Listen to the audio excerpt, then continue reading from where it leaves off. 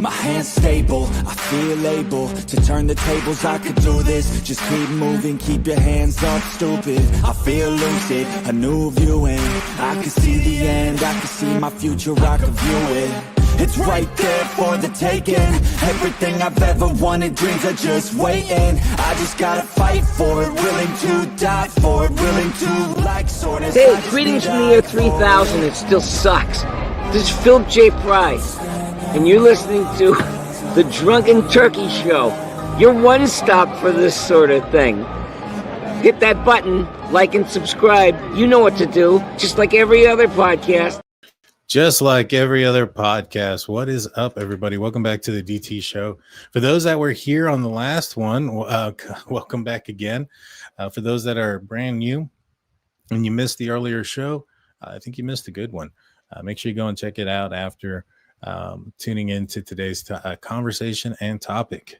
And so today we're going to be going back into the Melodee Buzzard case, missing disappearance. Melodee Buzzard, 9-year-old little girl from Lone Poke, California, went missing early October last month under some suspicious circumstances. And tonight we're going to be joined by Dr. Jaime Vona, who's going to tell us a little bit more about, well, give us her opinion on some of the things that have come out. How's it going, Dr. Vona? Welcome to the show. You're muted. Hi, here I am. I'm sorry. Thank you for having me on the show. I'm excited to be here for this one. I'm up to date on this, so that's good. You're up to date. That is good. So there's been a lot of stuff that's happened. So some suspicious circumstances that have gone on in this case. Little girl, Melodee Buzzard, goes missing after school officials ask to, see Melodee Buzzard. Apparently, she ended up disappearing on October 9th, or last seen October 9th, on surveillance after her mom took her on a long trip. And now there's some things that have been brought to light. So recently, she's been arrested. Now, I speculated why it was or why they arrested her and things of that nature. And we now know the answer. And let me bring up this. Have you seen this? Oh, oops, wrong one. This is the well, I gotta actually share it. Give me 1 second. In the meantime, hi to everyone in chat that's saying hi. Yes, hi everyone. All right, so she was arrested for false imprisonment. Now there's a guy named Tyler Brewer. He's a paralegal. This is the person who was the victim in her false prison arrest, or false, what's the word I'm looking for? Well, kidnapping, basically. Yes. Imprisonment. There you go. Imprisonment. That's the word, imprisonment. Oh my gosh. I just came off of another show, guys. I apologize. So with that being said, have you read this? Have you seen this? This right here, no. Okay. Maybe I'm not as up to date as I thought I was. All right. So this is from Tyler Brewer. He was the victim in the false imprisonment case. We'll read about this, and then we'll talk about some of the more recent information that has been dropped. So this goes on to say, due to widespread public speculation surrounding an active missing child investigation, I am issuing a limited statement to ensure accuracy and to protect the integrity of the case. When Melodee was reported missing, I contacted Ashlee Buzzard solely to offer assistance in locating a missing child. I am a legal document assistant process server. Man, the only process server I've ever known. And I don't mean to make light of anything, but have you ever seen the movie Pineapple Express? Yes. Yes, I have. Yes, I have. Wasn't Seth Rogen, his role was a process server? That's what I think of. Mandated reporter and officer of the court. In that capacity, I immediately reported all concerning communication and inconsistencies directly to law enforcement. On November 6th, during an interaction at her residence, so this is November 6th is when this occurred, after the disappearance, after the investigation had already started into Ashlee Buzzard looking for Melodee Buzzard. It goes on to say that At her residence, the situation escalated. Miss Buzzard became visibly distressed. After sharing information she appeared to regret disclosing. So she slipped. She said something. A box cutter was produced by her, and despite multiple requests to be allowed to exit the home, I was not immediately permitted to leave. The door was secured by several locks, which delayed my ability to exit. The incident was reported to law enforcement. All righty, Dr. Vona, what are your thoughts on this incident here? So I did know about this. I don't know why I said I didn't see this. So for this, I think that he obviously, in my opinion, must have been scared in some sense, or saw a side of her that he was afraid of, because he like goes to the police right after this. And I think he said that he was going to talk to her to try to get like information out of her. So that's, and apparently he was going over there, not just that time, like he was going over there more frequently to see if she was okay and stuff, and to get information out of her. So he must have been fearful enough that he like felt the need to go right to the police. He like very much so into letting him leave at some point. What do you think about her actions? What does this say about her, the possibility of her becoming violent? So this is what I would say for here. Obviously, I don't know exactly yet. I haven't seen enough. But what I'm getting so far is I think there's mental illness here. I really do. In my opinion, from what I've seen so far, it could go one of two ways. We could either be going down, like somebody could say she's, down that like personality disorder thing that we usually see with other cases, or we might be going down a different road, such as like postpartum psychosis. Even though it's 9 years later, if you don't get that taken care of, it doesn't often just go away. But there's also things like, I think she has bipolar disorder, and she might have undiagnosed PTSD from her partner dying 9 years ago. So it might seem like such a long time, but those things linger. So I have a feeling that we might be seeing some paranoia of some sort. Therefore, something more like psychosis than like a personality disorder, what we usually see with a lot of the other cases. Do you think the threat with a box cutter is a sign that she could become violent? Yeah. Yes, because the fact that I feel like it's one thing to threaten someone. It's another thing to pull out a weapon and threaten someone. So I feel like that is more premeditated, or like where your knife is type thing, as opposed to her just being like, if you say something, I'm going to do this or that. Yeah. What do you think? It talks a lot about the instability. I think that it says that she slipped something that she didn't want to disclose. It sounds like, I guess he's done some other interviews. Give me 1 second. I need Steve. Bless you. Thank you. Sorry about that. It sounds like she had spoken with he had spoken with other members of the media. And what it sounds like the slip was that Melodee was in Utah with somebody, that she left Melodee in Utah. And so why would that cause, there seems to be a lot of great worry about Melodee being in Utah and him knowing that she's in Utah. And to the point where she brandished a weapon and threatened him. And so I grow from more concern. This is more concern to me than anything else. I know a lot of people are saying that this is a sign that she might be alive. I see more concern here. So at first I was thinking about it and I'm like, ooh, like this little girl could still be alive. And then I thought about it and I'm like, if she was alive, wouldn't, like, especially now that she's been arrested, wouldn't you like say something? And my other thing is it's like, this is a national story. So I feel like, people all over know about the story. If I was the friend that she dropped her off with, I would definitely have called already and been like, you guys, she dropped her off with me. I have her. I'm going to be taking care of her. So I feel like that's like a bad sign. I do too. I also think we might be dealing with, and this is just, I'm going to go off on a limb here, but I think I'm like feeling it like big time. If she did do something to this kid, that would be familicide, where you're killing your child. Sometimes people do that as almost like revenge, or like as a way to go against something else. I don't know if you noticed, but is it me or does the kid look exactly like her dad?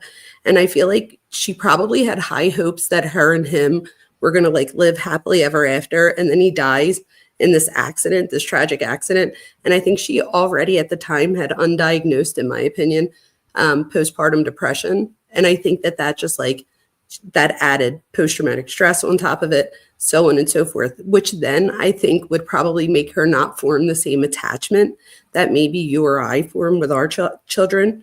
And that's like a big deal, like 9 years later. I also think I looked into it, and she also had a tragedy at 9 years old. Right. And so that also makes a connection for me as well. Was this something that, turned that on for her, where she had like a flashback of some sort, or whatever the case may be? So I think we're going to find a connection to all of it. Like the movie K-Pax. I didn't see that one. You haven't seen K-Pax? Mm-mm. You got to see K-Pax. K-Pax is a good movie. It's about it's an older movie. It's with Kevin Spacey before he went crazy. But in the movie, he was crazy. It's a sci-fi movie where he's a mental health patient, and he claims to be from a different place. And you got to watch it. You got to watch it. I think you'll understand what I'm saying. I think you might enjoy the movie as well. It's a pretty good one. Definitely will. You'll have to text me the name of it after, because I'll forget. But somebody said something about Lori Vallow, and I'm totally with that. So you know how like with Lori Vallow, I really think with her that she has mental illness. Like I think she has, wait, that just reminded me of something, you guys. We might be looking at paranoid schizophrenia. Right. I need to think about that. Because in my opinion, Lori Vallow has some sort of paranoid schizophrenia or psychosis of some sort. We might be looking at schizophrenia here, you guys, along with some of those other things that together make for, somebody to feel paranoid and do something that they probably wouldn't have done had they been treated. Right. No, you're absolutely right. And to me, I think the whole scenario there with the license plates, the wigs, everything that she's been doing to disclose or hide, her location and things of that nature, and this trip that she went on, they arrest her for something that happens on November 6th. So that tells me that law enforcement couldn't find anything that trip. They couldn't find anything to arrest her on that trip or anything else, for that matter. You know what I mean? So this was only a week ago, the 6th. Correct. So, they've been, they were investigating this for 3 weeks before that. And they were obviously aware of this trip. Why she took the trip, I'm sure they don't. They probably got more questions or answers than we do, but whatever answers they got, they couldn't stick something to arrest her with. So I don't know if they've found anything criminal about the trip that they could find evidence from, I guess, the planning and stuff like that. I'm probably not making sense. Am I making sense? You're making total sense here. Do you think that one of the reasons that they arrested her is so that they could do like a forensic analysis on her phone? Like, wouldn't they get probable cause to search her phone if they arrested her for that? For what they arrested her for? Or no? Because I'm thinking, could this be like a ploy for the FBI and stuff to get her phone and see where she's, like, her technology, what that says? They probably could have done it without it, without the arrest, but the arrest obviously. But they didn't, do they? I don't think so. I don't know. Not that we're aware of. Let me put it that way. I'm sure that there's a possibility. I just don't know if those things become public record right away. You know what I mean? And they very well may have applied and gotten other warrants. I think we're aware of some search warrants on the house because people have visibly seen them enter the building, but I don't know if anybody's actually got any documentation. Now there is documentation on the arrest with Tyler there with the box cutter. That is now out there to a certain extent, but the search warrants aren't. So you know, is it that we know about the other searches because somebody could visibly see, the search happening? And maybe perhaps there's other searches that we just don't know about because they're not visible. You get what I'm saying? Yeah, I'm surprised they didn't have more like technology stuff yet. Or maybe they do and we just don't know it. But Well, wouldn't they have found something though? see, that's the thing. They have the vehicle, right? And that vehicle is going to have GPS. It's going to have a the ECU, the computer. They're going to be able to look at key cycles. How long the vehicle was turned on for, turned off, if it was sitting somewhere. I mean, there's going to be a lot of information that they should be able to pull out of there. Aren't they going to have to like go to like where they would think that she would fuel up and stuff and see if they could find anybody that saw her or anything like that? Because aren't they going to try to map where she went? Yeah, and they actually do have somebody who did see her. Let me a possible sighting, and so let me pull that up now. It was a gas station attendant or something. Yes, it was a gas station attendant. So I told you I did my research. Let me pull that up and we'll watch that real quick. And then I'm going to unmute that. You're going to need to mute yourself. So this is what the gas attendant said. Huffman stopped at the Phillips 66 gas station in Junction, Utah. And here's what one employee told her when the FBI came looking. It was really, really freaking weird because she just like opened the door at the store and like halfway poked her head in and then said, "Did you guys know you have a whole bunch of kittens out here?" And I was kind of surprised. And I said, "Yeah, we have a whole bunch of little feral kittens." And she said, "Okay." And then she turned around and got back in the car with the lady with the purple hair. And I was actually on the phone with my husband at the time.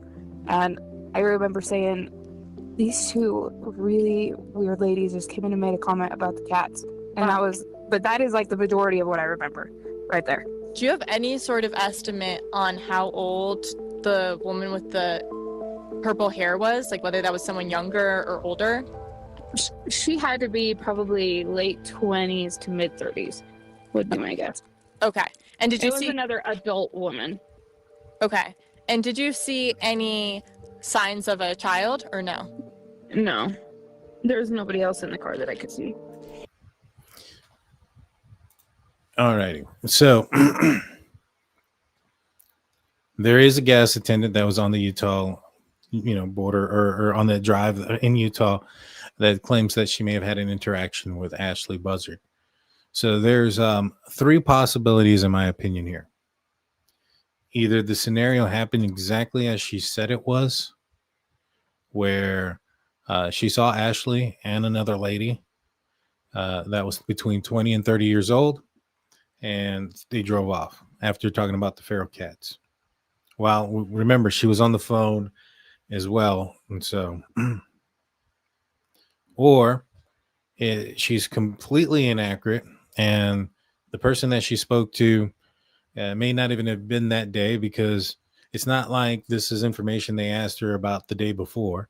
This is several, a week later at the minimum from when the time that this becomes a media thing and law enforcement and perhaps media are going out there and talking to people. So this isn't something that's very recent. Could she have been mistaken, completely mistaken? And then the third possibility that it was Ashlee, but some of the information she may not be completely accurate about. Do you think it was probably the kid? Correct. That's what I think. I think it was the kid, and I think that we just don't see kids in our head as wearing wigs. So I think the fact that it was like a purple wig stood out, and I think that also her wig stood out. The woman said, and my thing is, I think it was the kid. I do too. And I think it was her. I think she did see her. Now, here's the thing about that. That's really on the way back. So she went as far north up as Nebraska. And then so coming back and coming through this area, she still has her there. So this is why my question had kind of been about the intention of the trip. Was the intention of the trip to hide Melodee or to get rid of her, or whatever the case may have been, hand her off to somebody else? if it was, wouldn't that mean that, like, why is she going all the way to Nebraska if that handoff is happening in Utah? Well, I would think that she would think if this was like planned type thing, I would think that she would do it on the way back to throw people off, because I think she would think that they, and didn't she take like a different way or something than she did the way down? Like she didn't come back the exact way. She came back a different way. So I don't know. That's what makes me like concerned about, like, is there like a personality disorder where she is like antisocial personality and like thought this all out? Or could it have been something where they went on like the spur of the moment type thing? She was on the phone, so maybe she was like talking to somebody or met somebody online type, and maybe something happened on the way home and she just covers it up. I don't know. What do you think? My fear is that she was having some sort of mental breakdown, and Oh, that, definitely. given the newest information about what she went through as a child as well, which I'm going to bring up here in a second, and we're going to look at, given that information as well, my fear is that she left her somewhere to get picked up by somebody that didn't exist. That is 100% a very viable possibility. That's what I meant by she was on the phone with someone, I think. And there's plenty of people that fall in love with people that they think they're going to meet, and the person doesn't exist. And sometimes they'll even do things like get you to send them money. I know of someone that's going through this right now, and she refuses to see that it's not a real person. And I feel like I hope that she figures it out before this, whoever it is, takes all of her money. So my thing is, could it have been something like that? And if she just left her off somewhere, I mean, could this kid still be alive? Or do you think like with the elements and stuff?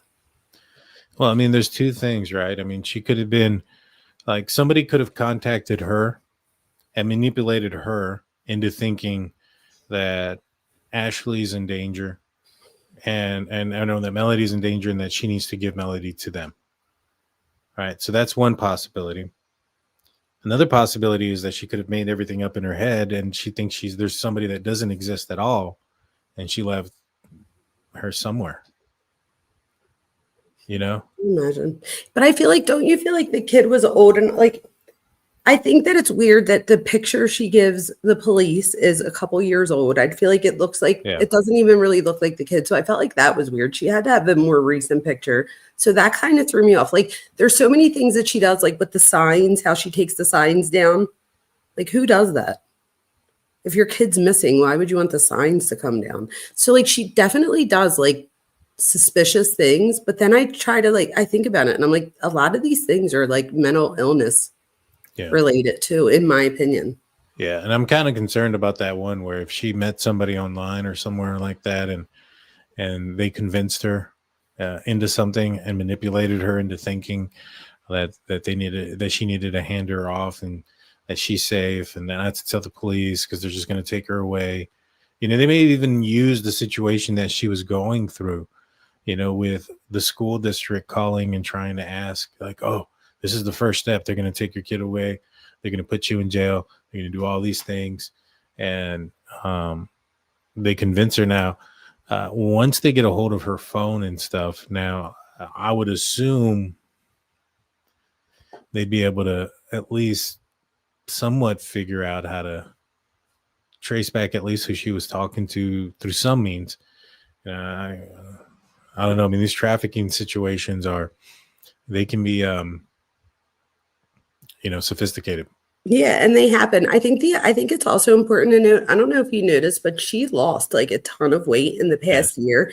And she looked like, whenever she goes out, she looks like she's all dolled up. Like she's going, like, where are you going? Who are you going to meet? Like, who do you think you're going to meet type thing? Even if you look at her, when her and the kid go in and rent the car, I'm like, what is she wearing those white heel boots for? And if you notice the kid, when they showed it on one, it might have been Ashlee Banfield, they showed it from both angles, the video, and you see the little girl like smiling. She's like, and it almost looks like her mom told her, like, you better smile. It looks like a fake smile almost, like as if the kid was like forcing it. Kind of like there too. Oh, look, you have it. So look at that. Say it. Yeah. It looked like she looked at the lady like, and if you look at it from the other, somebody had it from the other angle too, and you could see it there too. It was just, I don't know. That was concerning. Huh. But like, where's this mother going all dolled up like that? Like, to me, that's what makes me like think that you could be right about her thinking she's going to meet somebody. Yeah. What if she just didn't want to do the mother thing anymore? Or what if this little kid reminded her of that ex and this was her way of just like starting anew? Crazier things have happened. It could be. You know, that would also explain the weird route too. Maybe somebody is telling her, hey, I want you to go all the way up to this place and then come all the way back down. You know what I mean? Change out your license plate, find this, do that. I'm wondering if that's what we're looking at. Somebody manipulated her into thinking, you know, if she's got some mental health issues and she did have a child removed already. Mm-hmm. So she might have been afraid that, because I think that this guy's the grandparents tried to get rights at some point, but they didn't. They weren't able to. But if she's having like some sort of paranoid, schizophrenic, where it's untreated, she could be thinking that, she could have thought that the guy there with the box cutter was working for the FBI, and she was, or something like that, and he was like some type of, I don't know, undercover person, like thinking like, oh wait, are you just trying to be my friend? Like, who knows? If you're paranoid, there's so many things that could go through your head. And the problem is with paranoid schizophrenia, the person often believes what it is that's happening. So if they have a delusion is a false belief, and then a hallucination. So a delusion, is a false belief, and then a hallucination is either visual or auditory. Who knows if she's having auditory or visual hallucinations? That's what I'm wondering. That's what I was wondering. Look at this. Isn't this crazy? Yeah. So this says School of Hard Knocks educators extend a hand to the homeless. And I'll read the article. It says, with no job or home or car and $40 in her pocket, Lori Miranda and her young daughter face the streets of Santa Maria. But rather than feeling hopeless, the mother and daughter team looked at their predicament as an opportunity to begin a new life. Originally living in Orange County. So there was a plea to change their life as an opportunity for a new life. Could that be the motive here? Her leaving for a possibility for a new life? I mean, she ended up going back. So she went back. So I don't think it's that. But I do think there could be something to her being 9 at the time and the kid being 9. And like her mom leaving from something, because the mom said, there you go, he would follow us everywhere. Yeah, no, it says that there. Why not? So she might be paranoid that somebody's following her type thing. I don't know. So why not walk? It says she accused him of setting her up and working with the dad's family. He did say something about working with the dad's family in his statement. Wait, who said that? Apparently, Ashlee accused Tyler of setting her up and working with the dad's family. You're the one with the box cutter? Yeah. Hey, shut up. I don't know. I mean, I haven't seen that myself. I didn't see it either. But if that's the case, though, then we might be dealing with paranoid schizophrenia, you guys. Well, I mean, if she's paranoid that he's working with the dad's family, and then that just says that. But then that says to me too, let's say this is true, right? Then that says to me that she is paranoid in some sense that he's trying to get to the bottom of something for the dad's family, which tried to get grandparent rights at some point. So could that mean that she was trying to hide her so that this kid couldn't get taken away from her like the first one did? That's possible, because it goes right here. He says in his statement, I am also in communication with Melodee's father's family. We share the same objective, locating her and ensuring her safety. Wow. That's interesting. I don't remember that part. Now, you know what else? Just to play devil's advocate. Yeah, go ahead. If I was Ashlee's lawyer, I would go down that road and say that this guy is working for the family. He's lying about the situation. It's a he said, she said. You know what I mean? Yeah, but I feel like they would have to have something that they were able to arrest her and hold her this long. Not always. It can be a tactic. Yeah. Yeah. Not always. I mean, you just need probable cause. And this guy's saying these things. So what would be the tactic though? Just to keep an eye on her? keep an eye on her. She had some moving Pressure. boxes. She was seen getting some moving boxes and putting them into her house. Maybe they're gonna take this as an advantage. There is a saying, and this is gonna sound bad. You can beat the charge, but you won't beat the ride. Right. And in that saying, what that means is like, all right, they may not, and it's probably used in this scenario where like, all right, we're going to do something that's probably not going to stick because it's a he said, she said. He didn't get cut. There's no evidence. There's no video surveillance or anything like that. Right. So it's a he said and a she said situation. And so law enforcement knows that. They know that this is probably not going to go anywhere. What it does is it allows them to arrest her, and if she gets on bond, now if they're doing that and they're allowing and they're going to arrest her based off of just that must say that they have quite a bit of suspicion. I wouldn't say probable cause. Maybe they do have probable cause, but they don't have enough confidence in their case that if they were to make an arrest today on something, that they would be able to get a conviction if she were to go the speedy trial route. So sometimes you do things like this, put her on bond, and then if she bonds out, there's going to be. You think she's gonna? I don't know. She could. She only has to pay $10,000, which is a lot, but I mean, it's $10,000. Like if it's for your freedom, I would assume she would try to do it. I've seen a lot of people backing her up. I've seen some folks saying, some higher. Bigger channels that are backing her up and stuff. And I've seen that before where people will side with somebody that is suspected of a crime. And then she's not even suspected of a crime in this case. I don't believe she's suspected of a crime that occurred with Tyler, correct? She's not been charged or anything like that in the disappearance of Melodee. Well, it doesn't mean that they can't suspect her. Right? No, exactly. That doesn't mean that they don't suspect her, but right now they haven't charged her with anything. Right. And so, doing this, if she gets a bail or gets bonded out, there's probably going to be conditions, and those conditions are going to prevent her from like fleeing, things like that. And so I think that's probably the tactic. But you only do that if you are pretty close to being on the verge of making an arrest on something. That's very interesting. Yeah, that's so interesting. It wouldn't be good to do something like this, like tactically wise. Now, maybe they do have some evidence. I'm just saying that they may not. It may be a he said, she said. Maybe he recorded the entire scenario on his phone while he was in there. And if he did that, then that's a different story.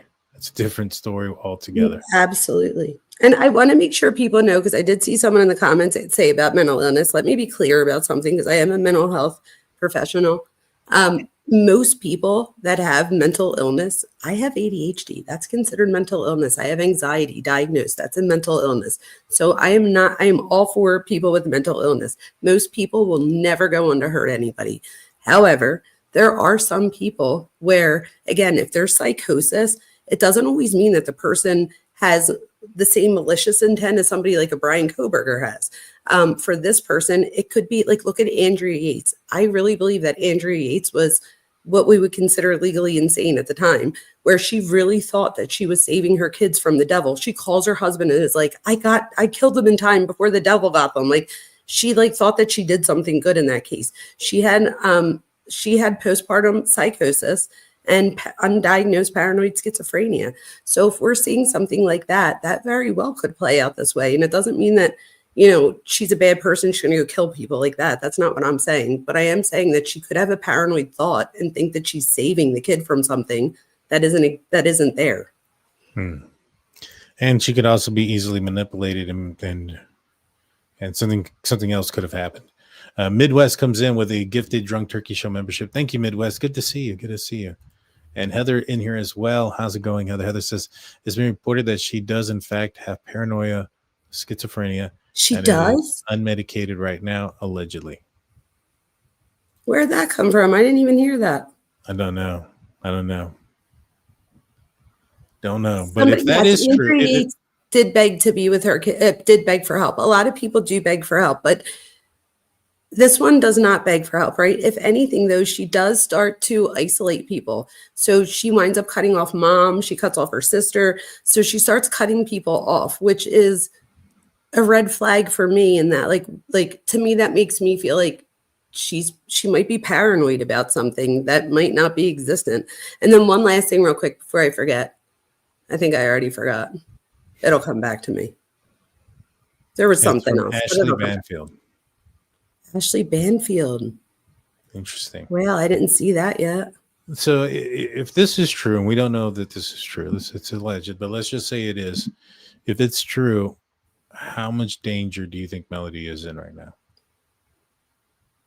Well, this is the thing, because again, not everyone with paranoid schizophrenia does something, like this. I think if anything, this is like a culmination of a lot of things that came to a head. And I think she lacked the support she needed. The kid hasn't been in school since the August of 24. So I feel like this is all things where she's isolating this child. And I mean, could it be that, again, this kid's going to be 9 years old and she's reliving stuff from her childhood? Who knows? There's just so much here. And I do think that mental illness is playing a role here. I really do.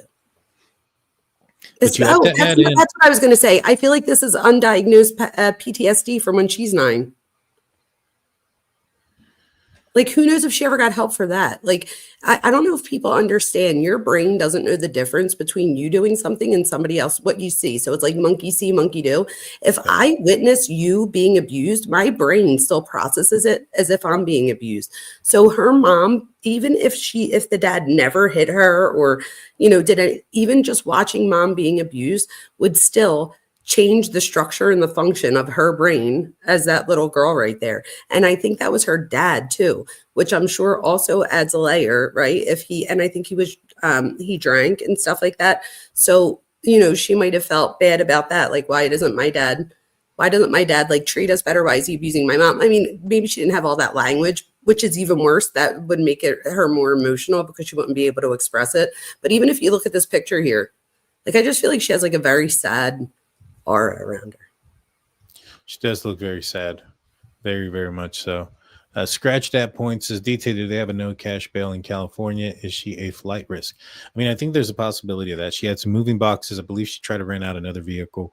She's rented out a motor vehicle in the past and switched out license plates to try to disguise her ability to, her whereabouts and her location and things of that nature. And so I very much do think that she is very much a flight risk. What do you think, Dr. Vona?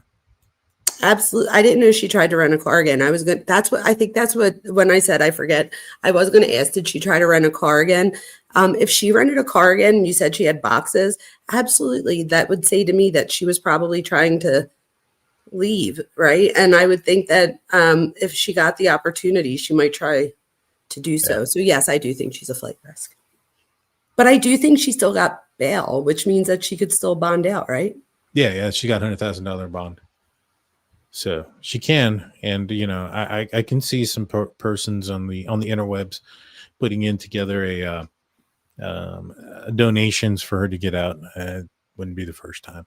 And this goes on. So this article says that Ashlee's father was not only physical but verbally and emotionally abusive, but also abused substances. He would smash our house windows and harass us. To escape, Miranda and Ashlee boarded a bus in June, headed for the 5 cities area. After staying with a relative in the Grover Beach for 1 month, they came to Santa Maria. Wanted to go back to school and get a job, said Miranda, adding that she relied on her former mate to support her. He told me I was nothing and that I'd always be nothing, but I knew I could be something. I used to deal and do drugs, but I got sober and got my GED. The two eventually found their way to the Good Samaritan shelter, and she was able to save up some money to get. So wait, her mom was into drugs? Yep, and did it. Yep. Oh, this little kid. I mean, her as a little kid probably had some trauma of her own, and who knows if she ever had it, if they ever dealt with it in any way. Yeah, that sounds terrible. It does, and like you said, she does seem so sad too. She looks so sad there. And you have to remember too, like when kids are little, if they hear one parent, if anybody out there ever gets like separated or divorced, even if you can't stand that person, just don't talk bad about them in front of the kid, because the kid realizes that they're half mom and half dad. So if I call dad a piece of shit, right, you're going to feel like a piece of shit too, because you're half dad. So it's like when kids hear their parents bashing the other one, they wind up internalizing it sometimes as if that could be them too, or as if that's an option for them. It just sucks. Yeah, it does. No, I hear you 100%. You know, you shouldn't be bashing at the other parent, because you're absolutely right. I mean, do it after you drop the kid off to school, then go home, talk shit with your friends, and then go pick the kid back up. There you go. There you go. Exactly. Let's see. So this is a video that has been released by News Nation. I'm gonna unmute this one. So you may want to mute. And this is a video of Ashlee Buzzard with Melodee Buzzard not too long ago, about a year ago, I think, maybe a little bit longer. No? What are you? Looking super duper? Yeah. Silly. Ew, gross. Let's see it. Oh! Oh!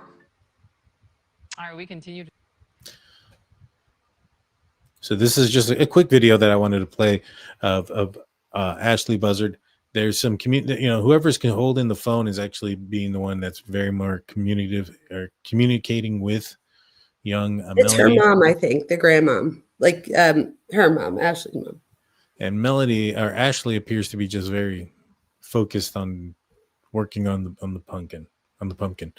Anything stand out to you? She's not wearing a wig, it don't appear.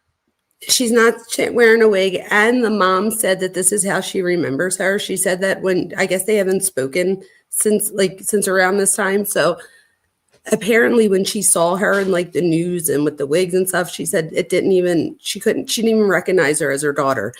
So that just says to me, like, that's why this video is so important to me.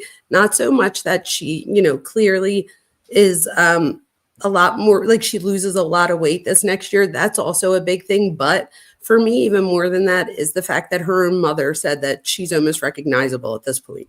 So she doesn't even look like the person that she used to. Yeah. No, she doesn't. She doesn't. So they have some more pictures here of her. The little, She looks just like her dad. And she's so little. Like all these pictures are when she's a really, really young. And that picture there looks a lot older. So this is a map of where she went, and it was on the return trip, which, see, this doesn't even make any sense.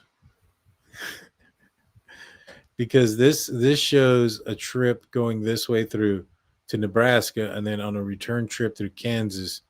And it looks like it's going through, what is that, New Mexico, Arizona, and then back through California, when that's not necessarily the route they came back through. I thought they said that she pinged somewhere down there, and that's why they thought it was weird that she went down a different route. She went into Kansas, but then she came back. I see. Yeah, she did go into Kansas, but this shows a return trip that's way out here that, watch, let me. Oh, so you think she turned around? Let me see. Is it this one? No, wrong way. No, it's not that one. That's me talking. Hold on. I don't know if I have it saved. Give me a second. I can pull it up. Yeah, no, you're good. But she did lose a lot of weight from that video. People are noticing. Oh, 100%. She lost a good amount of weight there. That makes me wonder if she was getting more attention online and stuff like that, because people said that it didn't look like she had a ton of friends, or, you know, this one person came over and would, you know, stop in to see how she was doing. But I think her sister even tried to go talk to her to find out what's going on, and she like shuts her out too. So like, where was she getting that attention from? Where was she getting the money from? Did she, like, do we know if somebody else was helping her fund this trip? It's an excellent question. That's an excellent question. Now, this is the return trip home. And as you can see, barely touches Arizona up here in the corner. Doesn't go into New Mexico at all. And it's way over here compared to what News Nation is showing as a return trip. I saw this one, the one on News Nation, I think. That's why I said earlier that she went up the one way and came back the other. Yeah. I wonder. I don't know if they have like different information or like Well, I know that the documents. I know that the documents stated that she had that she even went into Kansas at one point, and so I think that's why they're assuming she's, I guess, looping down, but she wasn't there in Kansas. somebody makes a good point about her being bipolar. I think she is diagnosed as bipolar as well. What people don't realize is, like, not that they don't realize, but you're more likely to have a comorbid disorder, meaning that if you're diagnosed with one disorder, you're most likely, almost always, diagnosed with a second one. So I think this bipolar thing is real. So what this person's saying, and thank you, Marianne, for sharing that with us, is that she does this so fast that it's very possible she was in a state of mania and, you know, was able to fuel her own self, like where she didn't need a lot of sleep or rest or things like that. And she was able to drive a long period of time without sleep. And that is so very possible. And it wouldn't surprise me at all if there's, I said it earlier too, that there's probably bipolar here. So, and again, if she's not medicated and not, you know, that's just not good. Well, here's the thing, right? Like, you have her GPS from the car, you have the key cycles, and she's driving a long distance, having to be kind of chugging along. Don't you think there'd be some parts of the trip that are going to stand out, like some stops here and there, because of how far she has to travel, how fast, that if any stop of any period of time is going to stand out like a sore thumb? I mean, obviously you're going to cross-reference some of those stops with gas stations and rest stops and food, but you know, it would make I think something kind of stand out if she stopped somewhere else and it wasn't one of those. You know what I'm saying? Yeah, maybe they know something though, and we just don't know that yet. Who knows? I hope so. I hope they know something. I really do too. Now this is terrible. This is her tearing down the missing person. Isn't this in front of her house? Yeah. I think her sister said that her sister put one of these signs up. But like, I think a lot of people were putting them up, but why would someone take them down? Like, do you think her thought process was that people were just trying to like single her out or something? I don't know, but why would you take them down? Well, if in her head she thinks that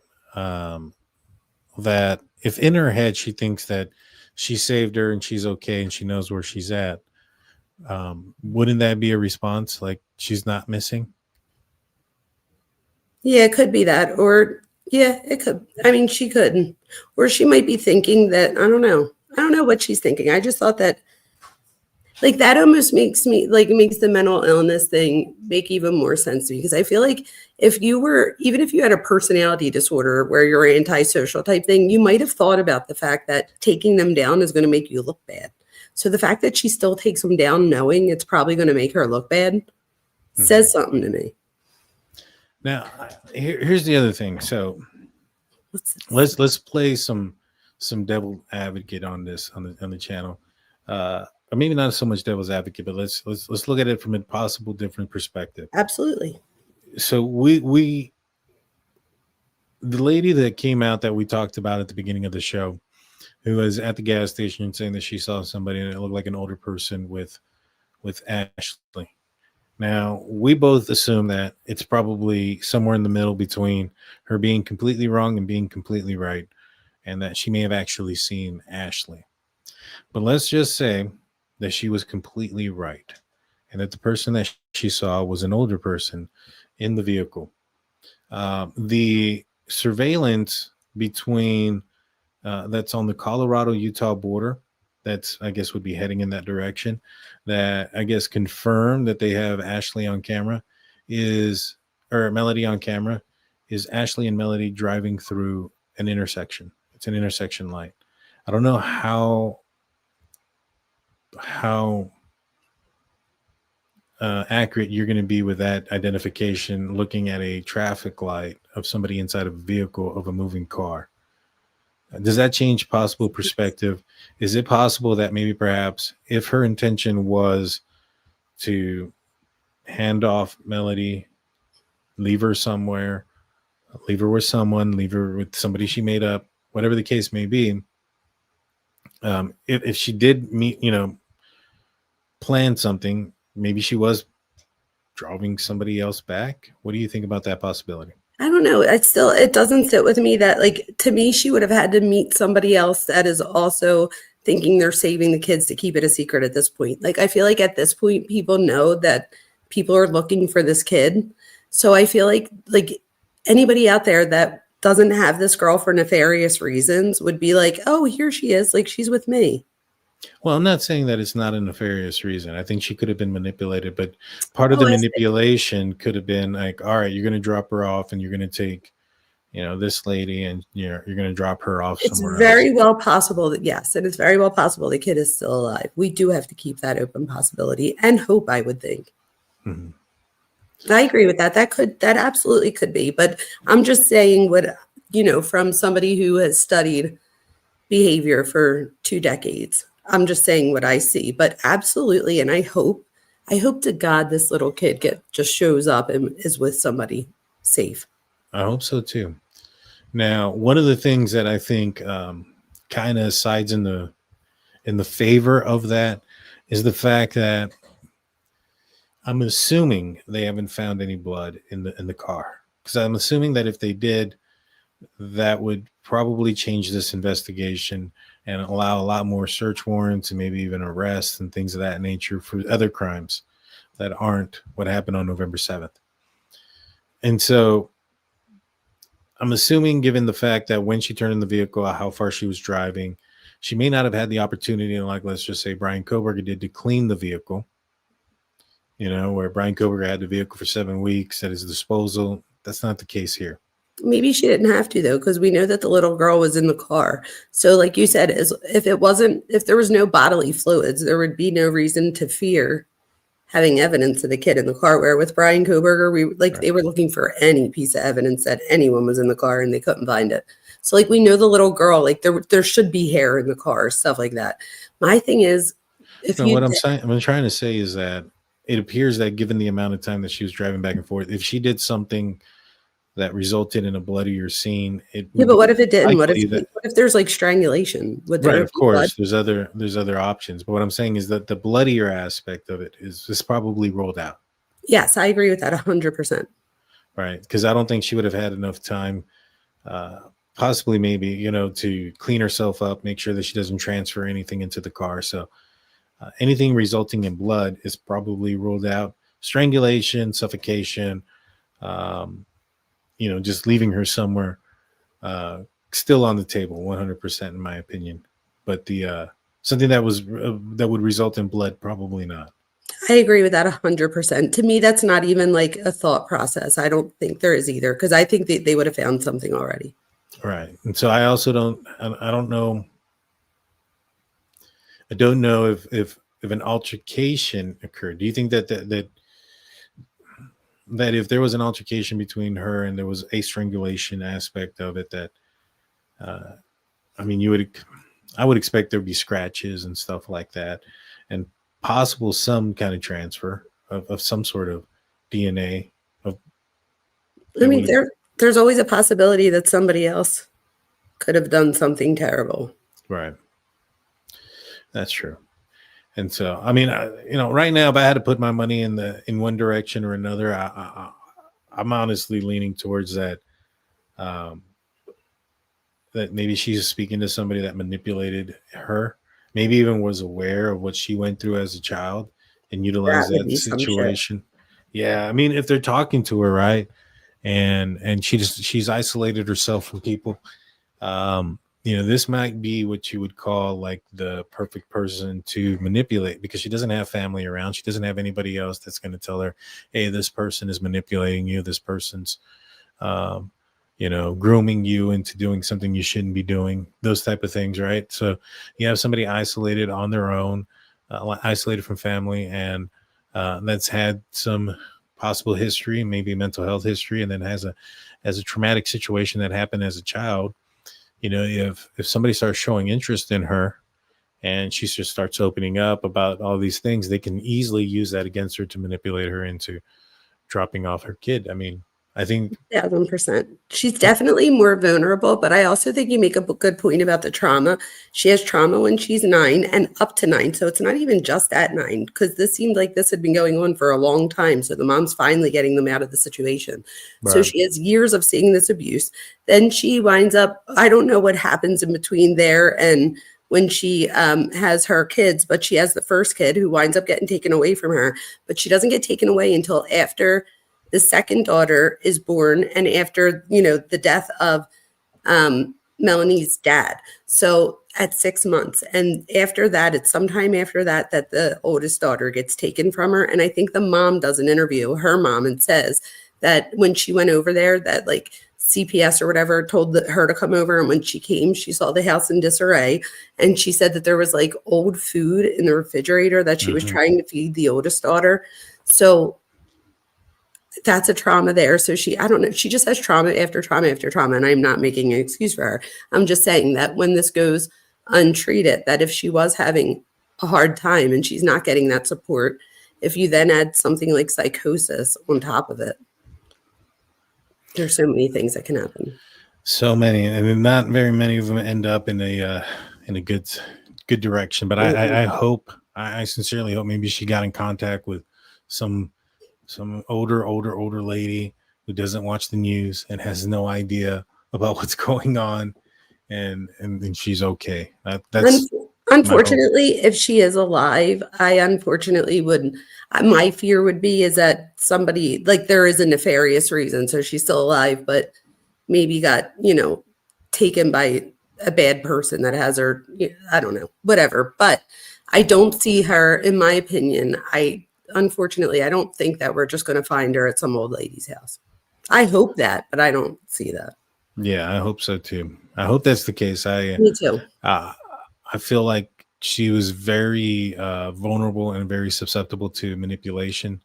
And I think that if she was in these chat rooms or on dating sites, because that's how they get them too, the traffickers, they get on the dating sites, they look for single moms, and then they start talking to them, talking about their kids, talking about things. And they groom both. So like if this is somebody that's trying, like I think like I know people hate the Jen Soto thing, but like Stephen Stearns, that like he looked for Jen's insecurities and her own health, mental illness struggles. And that was an easy in, because then he could come along and act like he's going to save the day, and he winds up doing the worst thing and harming her child. So we could very much be seeing something like that too, where there is manipulation and grooming of some sort. I really feel that we're going back to something where there's undiagnosed mental illness and that she's paranoid about something, and that triggered whatever happened. Yeah, 100%. Well, you need to watch the movie K-Pax and let me know what you think. And what was the other one? Mainly K-Pax. I think it was the only one. Well, maybe that's the one you said.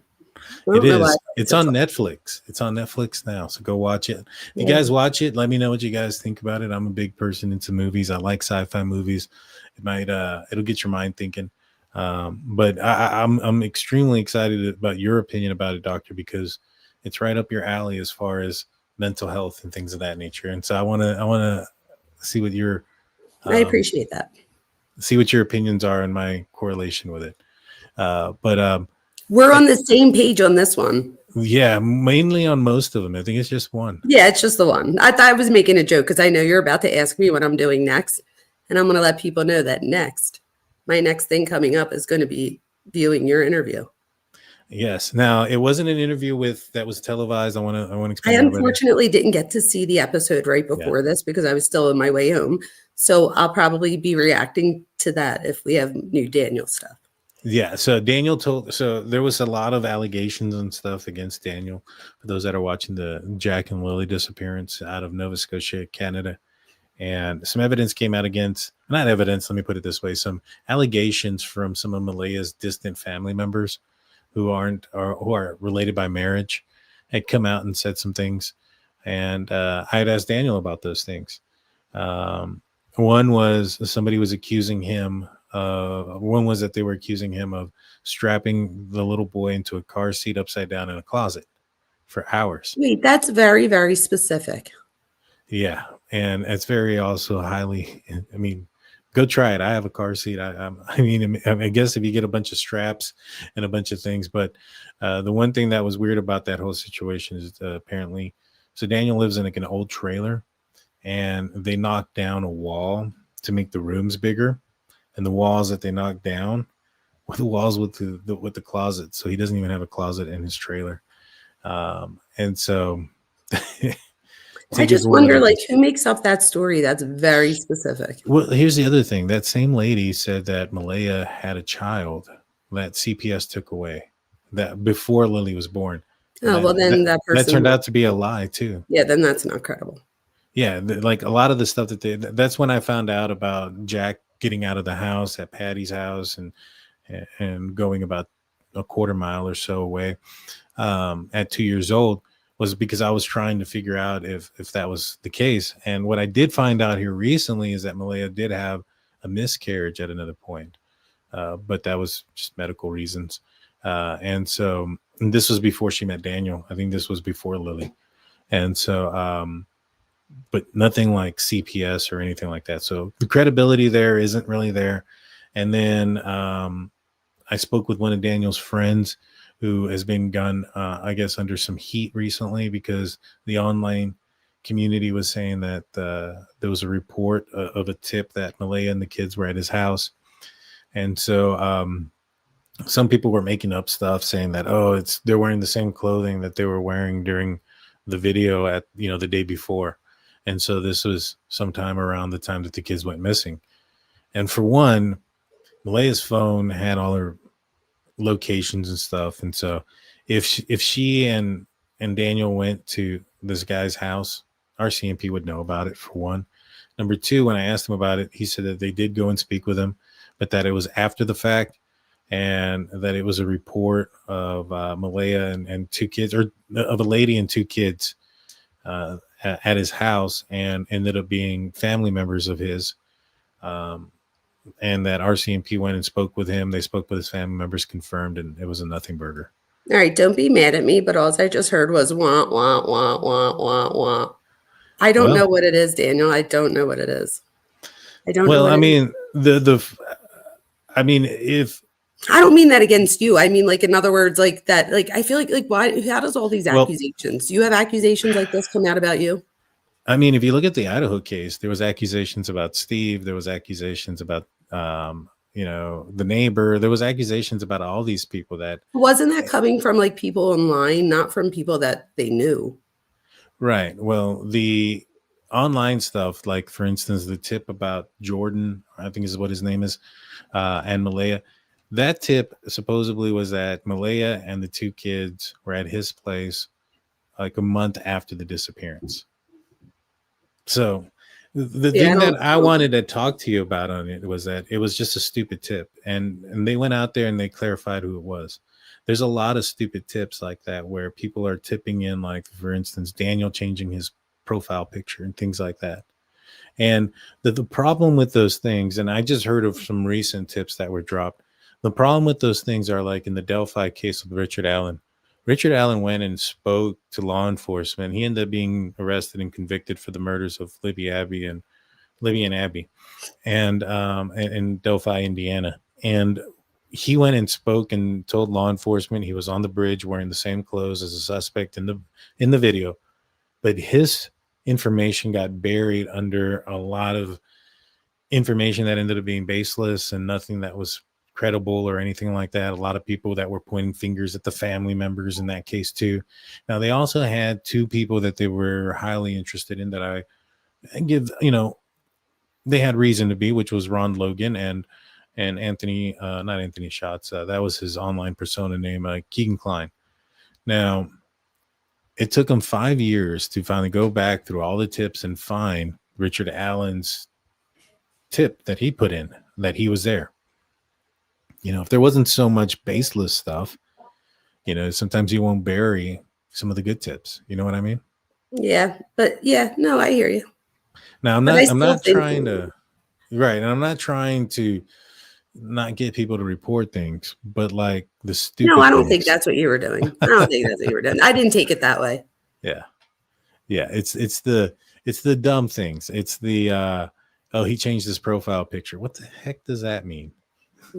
I'm more interested. So I like analyzed your interview with him. There's another one that he does with a woman. It's either around the same time you just did yours, or like it was like one of the like the most recent ones. And Yeah. I saw parts of it, and I'm just like, what? So I might have to analyze that too. It's like the big things that get to me, Daniel, not the little ones. You know, there was another case that I was covering, and Heather, she's the one that I was speaking with about it, and she thought very ill about certain people that were involved in it, and my thing was like, two things can be right at the same time. Absolutely. Those folks can be jerks and a-holes. They That also is so cannot true. also cannot have anything involved in the case, and that's kind of where I'm sitting on with Daniel. I don't think he's a very nice boyfriend. I don't think he's a like, I wouldn't want, him dating my sister or anything like that. I'd have a problem with it based on the things I'd seen. 100%. Public service announcement, ladies, don't do it. But I also don't think he did anything to those kids. I think that the evidence that's there says otherwise. Kind of like you look at this case with Melodee Buzzard, and you look at her actions, her uncooperativeness, the unwillingness, even becoming violent with people when she slips up and says something. Not at all anything what we're seeing with Daniel. He's actually coming out, speaking very cooperative, hasn't lawyered up, took a lie detector test, turned over his phone, let him have his phone for over a week. But you could also say that if somebody's like narcissistic, that they might also think that they don't need a lawyer because they're not going to need one, because they're going to be able to talk their way out of things. I don't know. I'm not saying that that's what we're seeing there. I mean, that's not exactly. But there's one thing to think you can get away with, turning in everything and you can outsmart somebody, and another thing to actually turn in everything and then still them not find anything. Touche, my friend. You know what I mean? Like, Mm-hmm. That's how you get caught. That's how you get caught, though. Like, you become the narcissist. That's how they get caught. They get too cocky, and they end up saying exactly something. How they get caught. And so this guy is talking like he can't stop. It's only been 5 months, though, right? Like 5 or 6 months. Yeah. It's But really I mean, not that much time in the grand scheme of things. So let's see what happens. That's true. That is true. I'm just curious. Like, what more can he? I mean, outside of him coming out and confessing. I don't know. I have like this, like, I don't know. I don't know. I remember, do you remember with Bryan Kohberger, I told you if I ever get a gut feeling again, and I tried to go against it to remind me to stick with my gut. My gut's just saying something. And I'm not saying that like he necessarily did something to them, but something's not right. I don't know. No, I don't disagree with you. Like I said, like I've told most people that don't like him, I probably agree more with you than anything else. I disagree with a lot of the things that he says, especially when it comes to like Malaya and things of that nature and her possible involvement. I think he's actually easy to like. Like, I don't think he's that unlikable of a person. He wouldn't be able to get all these other girls and stuff. Like, I think he does have like, so I could see, it's not even that for me. Sometimes I feel bad. Like, I'm like, oh, I hope you're not in the chat right now but like, that doesn't mean that I don't feel like there's something's just not right. And I don't know what it is yet. And again, we've talked about this before. It could be neglect. It could be neurodivergence. It could be many things, or it could be something more nefarious. I just don't know where I am yet with that case. Other cases, I feel like I know right away. That one is still out for me. Oh, for sure. No, I understand. I get why it is for you and for many others. Just for me, like I said, it's all right. The blueprint. The boot print's out there in the middle of nowhere. It's all the evidence that he's given to law enforcement, and knowing who he is, right? He's not Bryan Kohberger, where No, he's not at all. equipped to, hide or, keep things disclosed and still be able to be somewhat cooperative. But I would say that he has a different personality makeup than Bryan Kohberger as well. I agree. I wouldn't even put them in the same. And so, to me, and then there's also the whole lie detector test passing it, and not just him passing it, but so is Malaya. And so if it was just him that passed it, Malaya didn't take it, or or if Malaya didn't corroborate what he said. So if like Malaya said that I didn't hear the kids until, you know, the night I feel before. like he like loves to hurt her. I don't know that part. I don't know. I can see your point there. I can see your point there. There's just Well, something ick with me. I don't know. when are you going to do that show? I'm going to be in the live show. Maybe Thursday. Great. Probably Thursdays are my Thursday. days off. I'll be there. I'll be there. If it's not at the time that I am I recording. usually try to go around. We usually figure it out. Yes, ma'am. I don't usually go in the same time. Are they still thinking Daniel has something to do with the kids? Well, RCMP doesn't, but a lot of other people do. And so RCMP is law enforcement. They really don't. What do you think about this real quick? One last question. Yeah. Because I honestly don't like it, but it is what it is. RCMP is like giving them information, them being Daniel and other folks, information about tips that they're getting. Now, I'm sure that's just like the bogus one about like him changing his profile picture and stuff, but they're actually telling him like, hey, this specific person reported a tip against you. Could that be a tactic? It could be. Supposedly Like, Belinda's maybe lawyer. Yeah, but Belinda's if lawyer. I'm like, if somebody's like, Daniel said this about you, and I might be like, oh, well, guess what? That like maybe I might say something. Right, but it's Belinda's lawyer. Wait, it's a lawyer that supposedly said it? Belinda's lawyer. Belinda's the paternal grandmother, the biological paternal grandmother, who's Oh, fighting for like custody of Jack and Lily now. I need to watch your video. Yeah, she hired a lawyer that's working pro bono for her, and they're trying to. I guess she's trying to be the primary custodial parent, something of that nature. There's a lot of controversy behind that too, because I guess she put up I guess asking for donations for it, and so now there's like, oh, well, she's only doing this for money and all this other stuff. I mean, I don't know. It's a lot of family drama in that case. A lot of family drama. To say the So least. much.